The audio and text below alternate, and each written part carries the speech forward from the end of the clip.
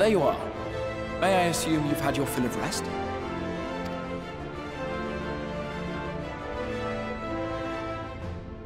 That is well. Now that we are all present, let us speak of our plan. Thus far, we have vanquished 4 Light Warlords, restoring Night to much of Norvrand. Only one remains, that of Calusia. And with Reen to guide us, I am certain we will find it.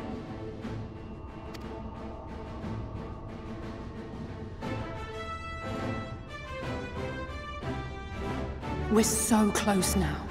If we can just take care of this one last warden, we'll rob the Sin Eaters of their final foothold and drive them out of Norvrand once and for all. It will be a new beginning for the First. A chance for the people to rebuild their world. In short, a prize worth fighting for. And in thus delivering the First from destruction, so too shall we unsow the seeds of the 8th Umbral Calamity. Do you hear? Your dreamed of rejoining is in jeopardy. Are you sure you're not tempted to intervene?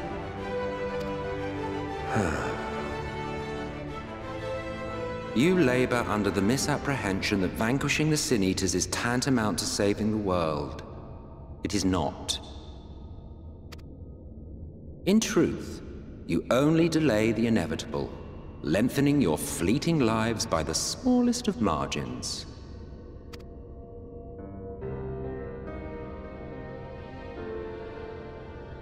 Twould be churlish of me to deny you this small concession, close as we've become. Foolish and misguided though you are not without charm. Each and every one of you is possessed of a noble heart. When the weak want for succor, you do not hesitate to provide it. Alas, your nobility is short-sighted. You think only of the problem in front of your nose. A limitation of your ephemeral existence. Our lives may seem short and insignificant to the likes of you, but one does not need to be an eternal being to achieve lasting change. If I may stop you there, I do not claim that we Ascians are special. That is another misconception. In the beginning, everyone lived nigh for eternity. Such was the natural order of things. But like so much else, this was taken from you.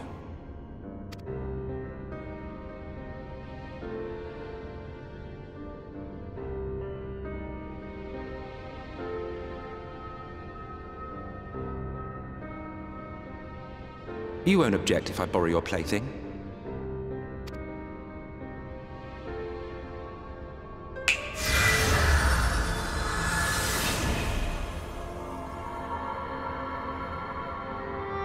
In the distant past, when the world was one and whole, a great calamity threatened all life. It began without warning. The very laws of the star were warped and broken, and chaos swiftly spread throughout the land. Faced with annihilation, we sought to imbue the star with its own will. Thus was Zodiac born, and by his power was order restored.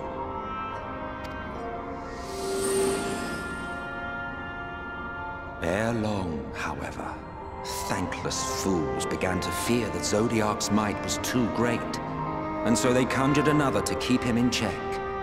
Your own dear Hydaelyn. And the two beings waged war until, with a single devastating blow, Hydaelyn unmade Zodiac, scattering his being across space and time. So you told us in the Katana Ravel. Yes, yes. And there began our woes, with Hydaelyn's blow and all that it wrought. As a counterbalance to Zodiac, Hydaelyn was created with the power to enervate her foe.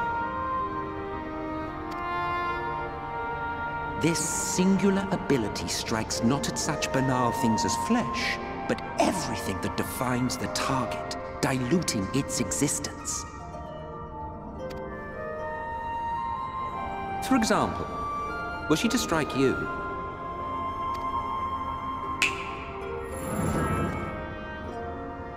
two individuals, identical in appearance yet reduced in all respects. Strength, intelligence, the soul itself, all is halved.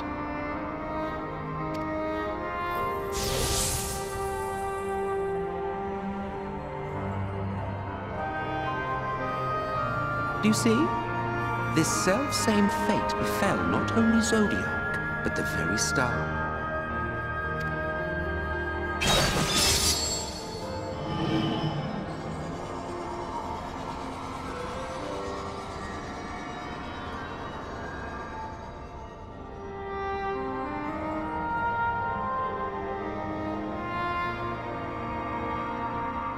Only 3 were fortunate enough to escape the Sundering, me being one of them.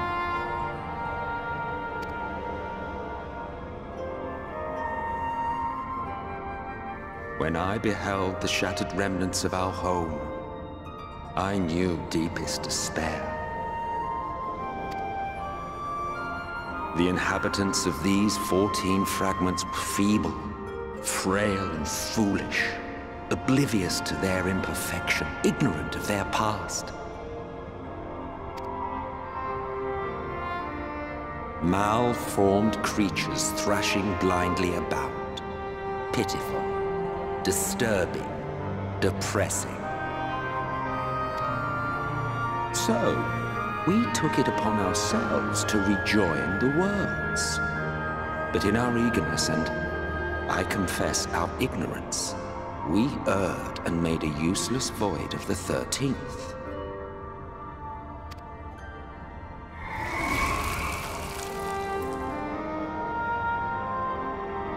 It was only afterwards that we discovered a connection twixt source and shard, a flow of energy that maintains elemental balance. And thus did we arrive at our time-honored modus operandi.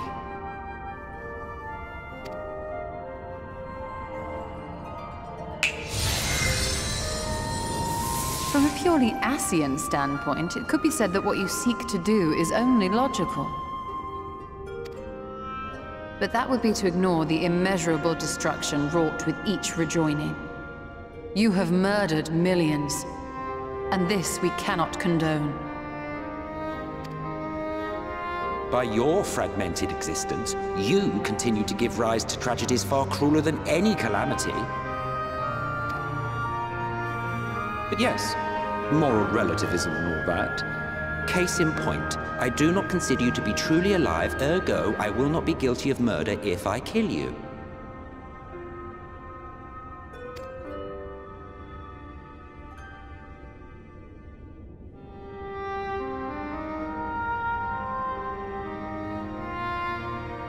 Oh, don't look at me like that. You for whom I have only the highest expectations. A vaunted hero of the Source, 7 times rejoined.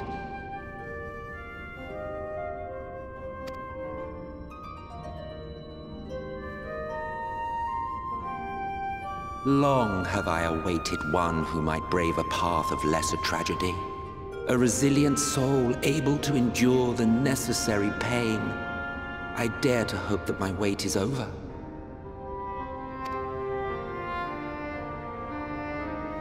So, finish your task and slay the Light Warden. Make proof of your usefulness, and then we may speak again.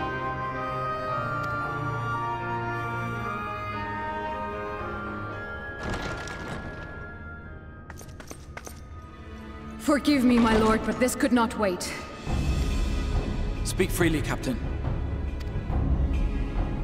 Our informant in Colusia sends word of unusual activity in Eulmore. It appears their forces are entrenching themselves at key points throughout the city, making ready for an attack by all indications. An intriguing use of resources. I rather doubt Lord Volthree is concerned for the safety of his citizens. You think he's harboring the Light Warden inside the city walls? Even if he does have some means of controlling the Sin Eaters, wouldn't that be a little risky? Risky or not, if there is even a chance the Warden is hiding there, we will need to act fast. The longer we wait, the better prepared the Eulmorans will be.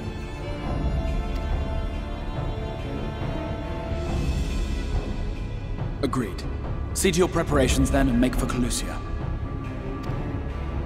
God's willing, this hunt will be the last. Let us see it through to the end.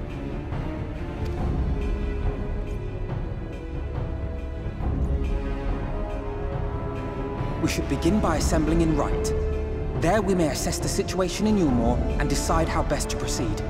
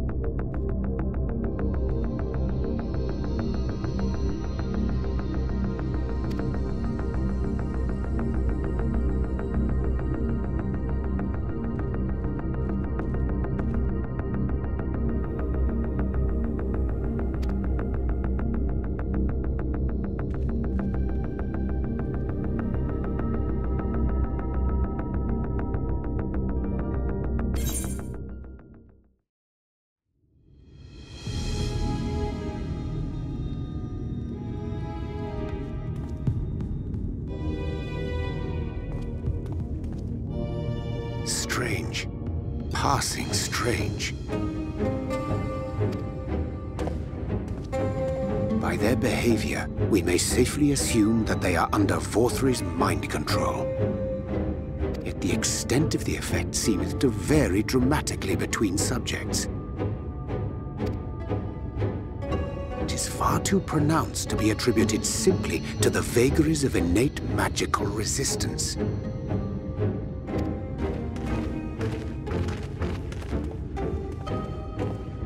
Curiouser and curiouser.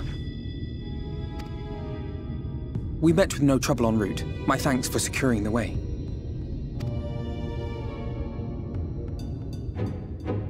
But given the state of the townsfolk, I see we were never in any danger of being recognized.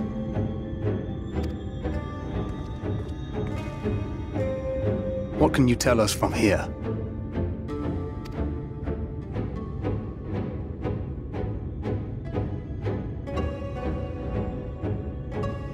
I sense a powerful eater in the uppermost reaches of the city. But there's something different about it. Its light is impure. We need to get closer. Oh, so that one's Alfino. Or unless you're triplets.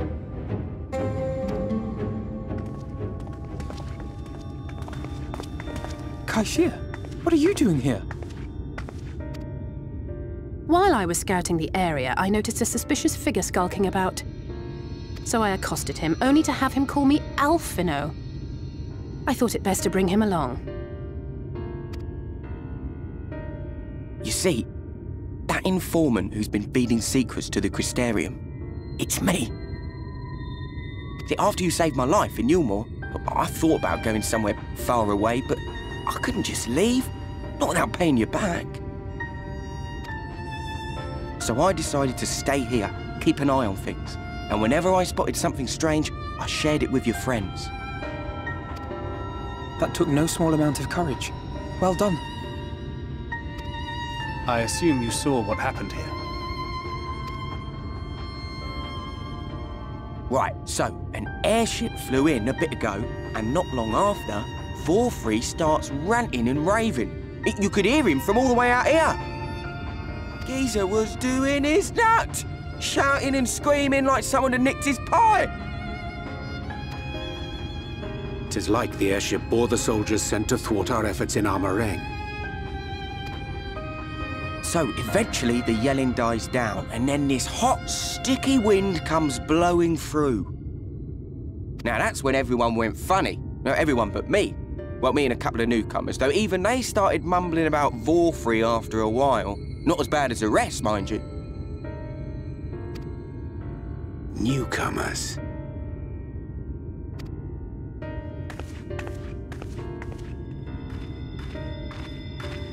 There's something I need Reen to see.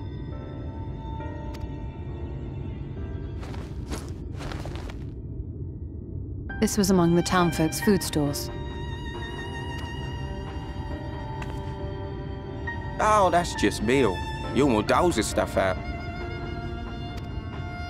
No, it couldn't be.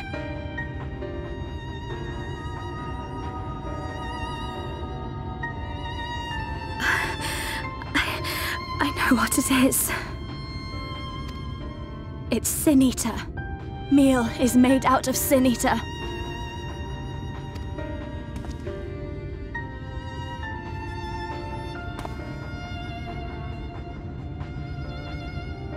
So it is. In limited quantities, it may have little effect on an average individual. Yet if one were to consume it regularly, over a period of several years, I suspect it would do far, far more than merely nourish the body. That Vorthri wieldeth power over Sin-Eaters is known. Could it be that those who partake of their flesh do thereby render themselves susceptible to his influence? It would serve to explain why the town's newer arrivals succumbed less quickly than those raised on a diet of meal. He's been rounding up Sin Eaters and feeding them to people.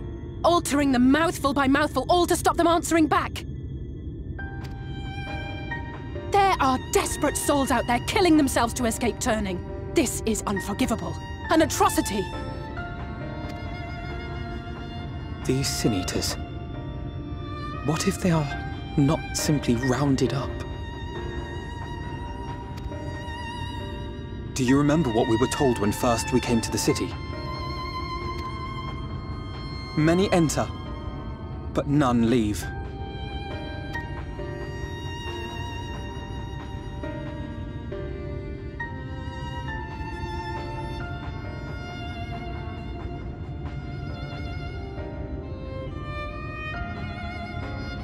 Let us put an end to it. To this paradise built upon the bones of the poor. Vorthri's deeds are beyond justification, beyond forgiveness. Evil. It's highly probable that the Light Warden is waiting for us somewhere in there, and I'm all for going after it. But our enemies know our faces. They know that we are coming, and they will not let us through without a fight. Like it or not, the time for stealth is past. Now, my friend, if you would be so good as to lead the charge.